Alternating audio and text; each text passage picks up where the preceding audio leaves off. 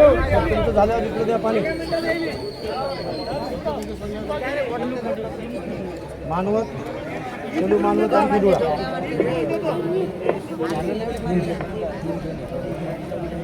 झालेला आहे. दुआंडायचा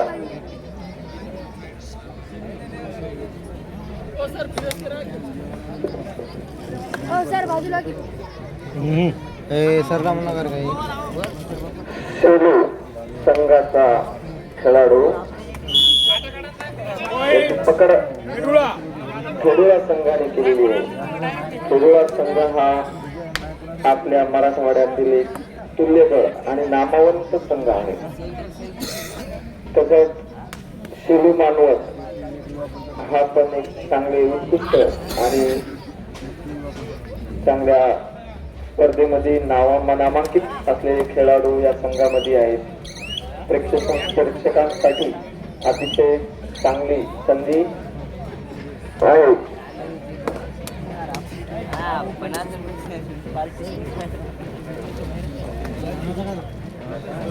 सेलू संघाचा 10 नंबरचा हा खेळाडू उंच पोरा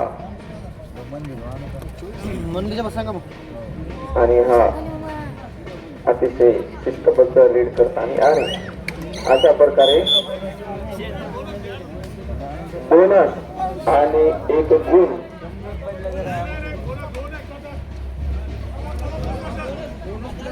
बोनस आणि एक किती सर 3 का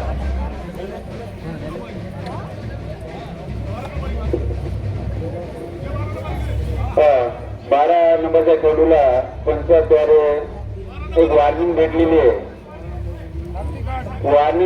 आहे. पंचचा निर्णय अंतिम राहील. त्यांनी घेतलेला निर्णय कसल्या प्रकारचा संशय आपण घेऊ नका. बाहेरून आलेली ते पंचायत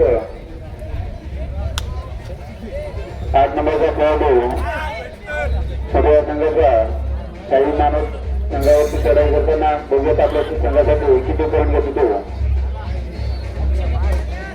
1-3 अशी लढत चालू आहे. 1-2 आता सामना सुरू झाला. दोन्ही संघ सावधरित्या खेळताना एकमेकाचे धावपेच आघात करताना दोन्ही संघ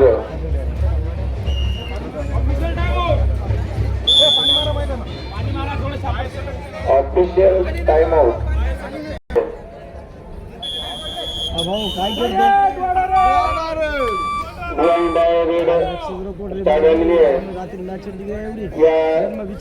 त्याला एक पॉईंट घेऊन यावा लागेल आणि आपला पॉईंट बनवावा लागेल. कोणत्या तरी करावं लागणार. एकाने हाताने त्याला वापस येता येणार नाही. त्याला डू अँड डाय असे रेड म्हणतात. बघत काय करतो आणि घेण्याच्या प्रयत्नामध्ये तो स्वतः पॉईंट गमावलेला खेळाडू. मानाचे 4 पॉईंट आणि सगळ्याचे 1 पॉईंट.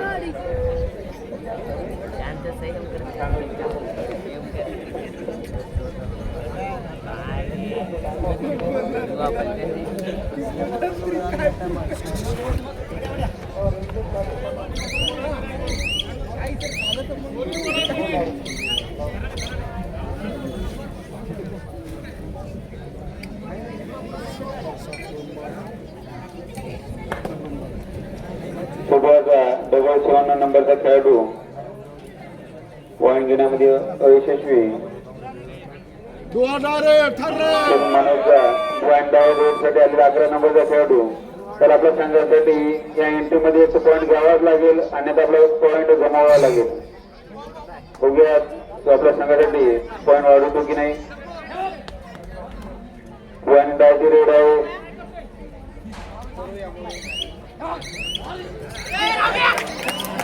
आणि सगळ्याच्या खेळून आपला पॉईंट लूज केलेला आहे.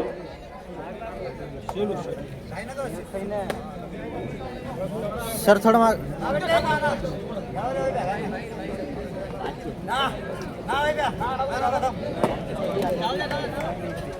बोनस घेण्याचा प्रयत्न.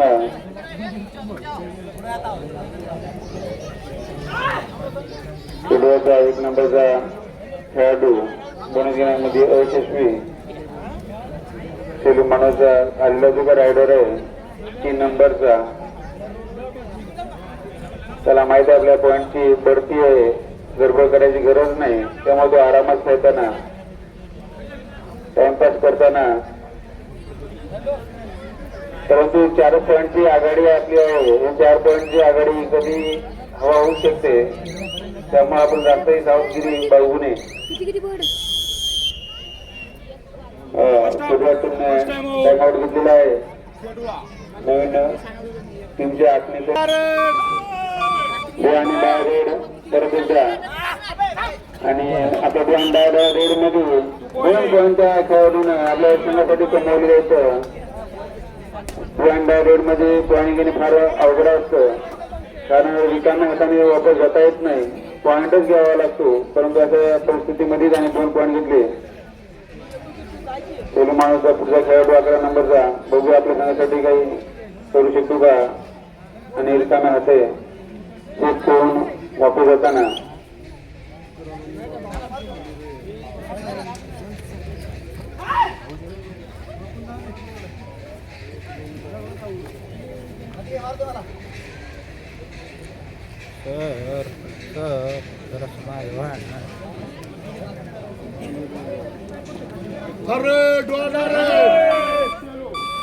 Do and dye red.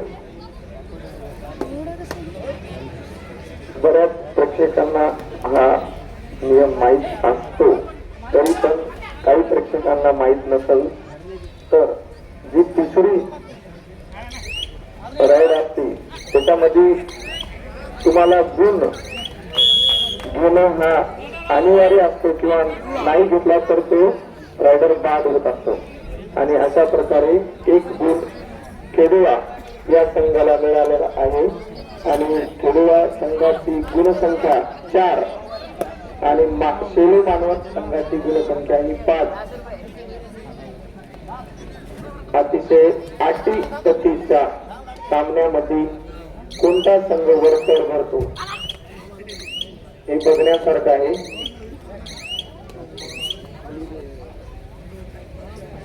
आता 10 नंबरचा खेळाडू सेलू मानवत संघाचा डू अँड डायची रेड. आणि अशा प्रकारे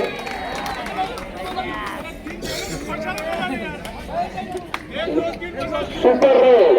आणि प्रत्येकाने वाजवून या खेळाडूचं अभिनंदन करावं. सुपर रेड अशा पुणे टीमामध्ये सुपर रेड करणं हे अशक्य असतं, तरी पण या खेळाडूंनी 3 गुण घेऊन आपल्या संघासाठी गुणसंख्या ही 7 वर नेऊन पोहोचवली आहे.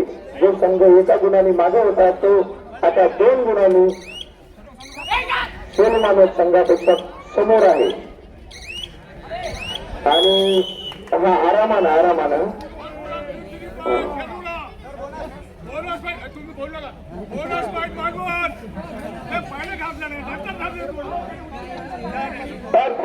थांबा. ते उचलल्यानंतर असतं का कसं असतं ते सरलं माहित असेल ना. करणं दिलाय म्हणजे तुम्ही वाद घालू नका. बोनस गुण हे सेलू मानवत संघाला मिळाला आहे आणि 1 गुण रायगडबादच्या खेडुळा संघाला मिळाला आहे. अशा प्रकारे खेडुळा संघाची गुणसंख्या 10 आणि सेलू मानवत संघाची गुणसंख्या 6. 4 गुणांचा फरक हा खेडुळा संघांनी जास्त गुण मिळवून घेतलेला आहे.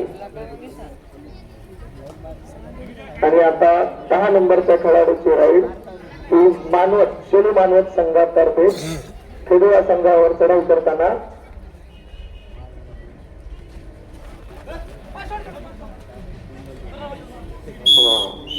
एक गुण सेलू मानवत, 7 सेलू मानवत संघाची गुणसंख्या 7, खेडुळा संघाची गुणसंख्या 10.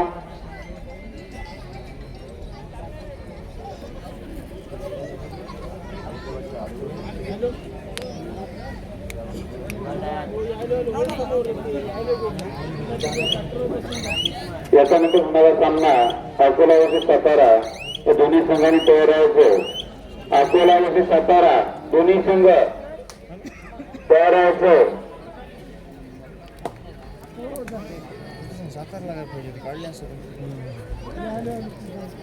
सेलून मानवतर्फे आलेला 10 नंबरचा खेळाडू राईड करताना प्रत्येक आपल्या संघासाठी दोन्ही संघाला 1-1 पॉईंट पंचांनी दिलेला आहे. सर्व खेळाडूंना सूचना की पंचांचा निर्णय कोणी आक्षेप घ्यायचा नाही. जे काय देतील ते पंच निर्णय देतील. दोन्ही संघाला 1-1 गुण दिलेला आहे. प्रत्येक संघाला आपला पॉईंट वाटतो, परंतु पंच या ठिकाणी निवडलेले आहेत त्यांच्या घेतलेल्या निर्णयावर कोणी आक्षेप घ्यायचा नाही.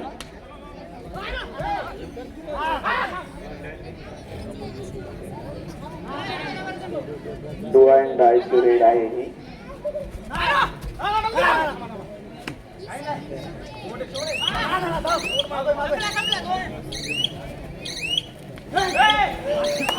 आणि अशा प्रकारे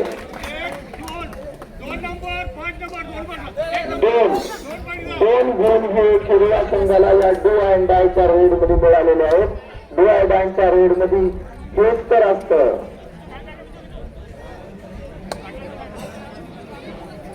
अतिशय तुल्यबळ आणि शांत चित्ताने प्रेक्षक पण या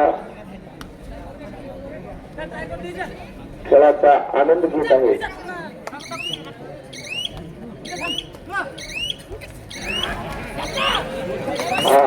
अशा प्रकारे एक गुण बोनस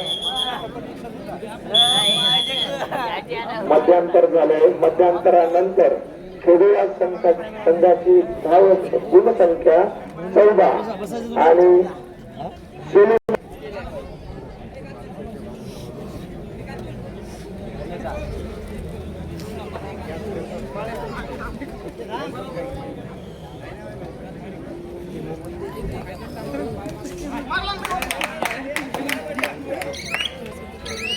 अतिशय उत्तम असे 8 नंबरचा खेळाडू खेळूया संघाचा चढाई करत संघासाठी आपल्या 1 गुण मिळवून आपल्या संघाची गुणसंख्या ही 14 वरून 15 वर अशी वाढत्या क्रमाने देत आहेत खेळूया संघाचे खेळाडू.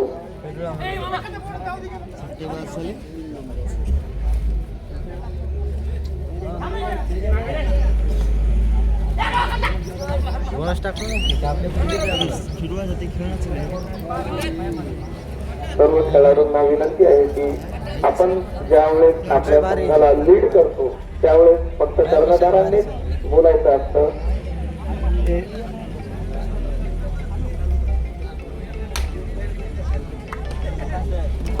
8 नंबरचा खेळाडू अतिशय चपळाईमध्ये रेड करतो आणि अशा प्रकारे अतिशय उत्तम. आणि बघा खेळात काही काय शक्य नसतं. 4 गुण एका टप्प्यात 4 गुणांची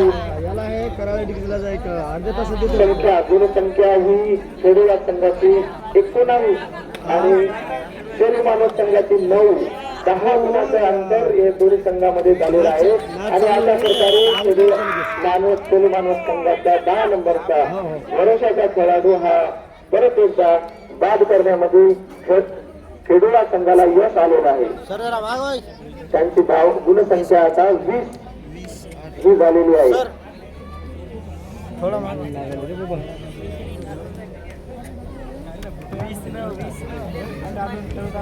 बरोबर तिकडे जाऊ.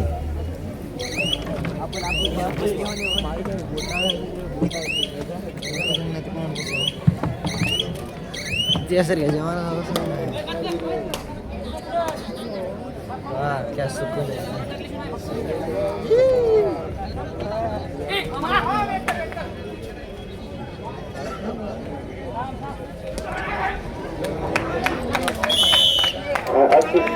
रायडर पास 1 गुण खेळूया संघाची गुणसंख्या 21 आणि शेलू मानवत संघाची गुणसंख्या ही 9. असे तुल्यबळ असे संघ बाकारी झालं अवघड आहे बरोबरीत चाललेला सामना एका राईडनं हा आणि ते पूर्ण कायापालट केलेला आहे. टाइमआउट खेडोळा संघाने टाइमआउट घेतलेला आहे. पुढील संघाने अकोला आणि सातारा यांनी लवकरात लवकर मैदानावर हजर राहावे. तुम्हाला जास्त वेळ देण्यात येणार नाही. खेडोळा संघाची पकड अतिशय मजबूत दिशेने करत डू अँड डायची रेड आहे. 22 ही गुणसंख्या खेडोळा संघाची आहे. 9 ही गुणसंख्या सेलुमानोची आहे. 9 ला 10 करण्याची संधी या डू अँड डाय रेड मध्ये होती आणि ती त्यांनी पूर्ण केलेली आहे. 1 गुण सेलुमानवर वाढती गुणसंख्या 10 आणि अशा प्रकारे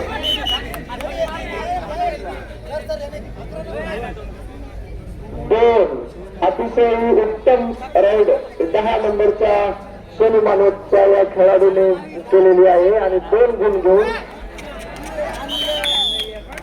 परत 1 गुण खेडोळा संघाला.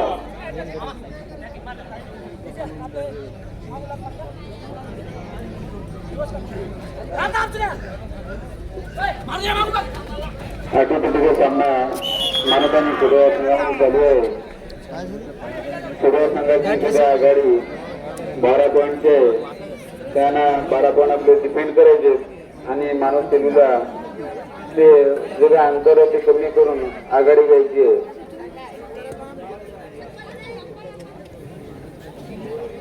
खेडोळा संघाचा 1 नंबरचा खेळाडू त्याला माहित आहे आपली आघाडी आहे. राहिलेला जो काही टाइम आहे त्यामध्ये फक्त नियोजन करायचं त्याला माहित आहे. माणूस झालेला 11 नंबरचा खेळाडू खेळू मानवतलं प्रत्येक मध्ये पॉईंट घेणे आता कंपल्सरी आहे कारण त्यांना त्यांचं जे काही अंतर आहे त्यांना ते कमी करण्यासाठी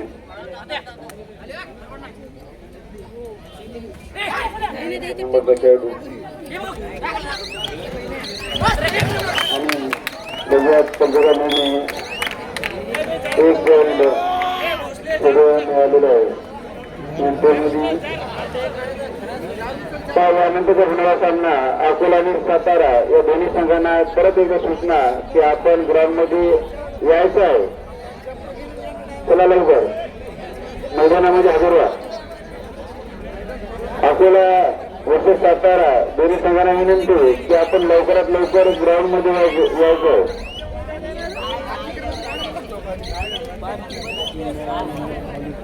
सेलू मानव संघाचं 12 पॉईंट आणि खेळाचे शेवटचे 4 मिनिटं सेलू मानवला जिंकण्यासाठी आणखी पोरासुद्धा 14 पॉईंटची गरज. त्यांचे इंटरव्ह्यू असताना त्यांच्या डायची रोड 2 मिनिटं रिकाम्या हाती गेले. आता 3ऱ्या इंटरव्ह्यू पॉईंट घेणं हे कंपल्सरी असतं असा कबड्डीचा नियम आहे. त्यामुळे त्या रायडरला आता 1 पॉईंट घ्यावा लागेल अन्यथा आपला पॉईंट गमावा लागेल. कोणतीतरी करावं लागेल. उद्योग काय करतात आणि पॉईंट घेण्याच्या चक्करमध्ये रायडर खेळमानस 11 नंबरचा खेळाडू आपल्या इंटरमध्ये संघाच्या पॉईंटमध्ये कशा करतो का आणि इतके असे एंट्री आणि 2 पॉईंट अंदाजे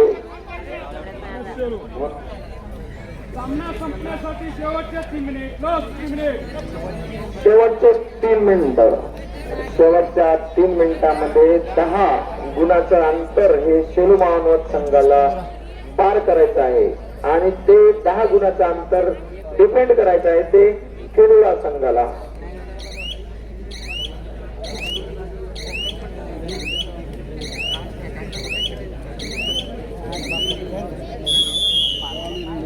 टाइम आउट.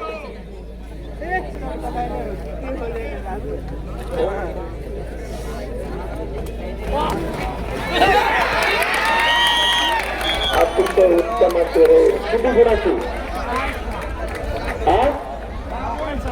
5 6 गुण वाला दाव लगाना मुश्किल है लेकिन नामुमकिन नहीं. 6 गुणासह सेलू मानस संघ हा पुन्हा रेस मध्ये 21 गुणाच्या संख्येसह फक्त 4 गुणाने खेडूला संघाच्या याच्यामध्ये आहे. एक गलती की सजा क्या होती है ये खेडूला संघ जाके पूछो.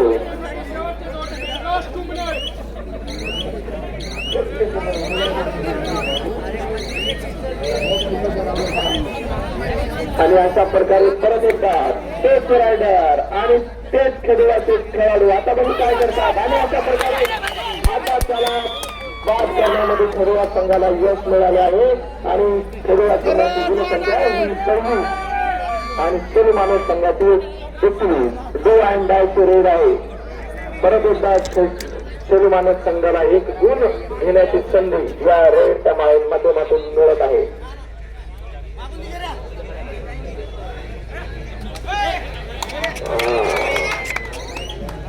एक गुण खेडूळा संघाला वाढती गुणसंख्या 27.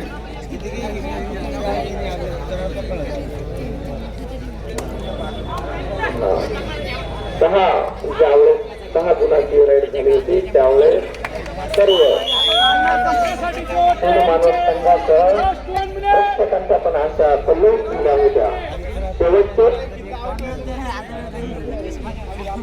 शेवटचा 1 मिनिट म्हणजे जवळपास 2 राईड होऊ शकतात. आणि अशा प्रकारे हा सामना संपला असं पंचांनी घोषित केलं. आणि या सामन्यामध्ये खेडूळा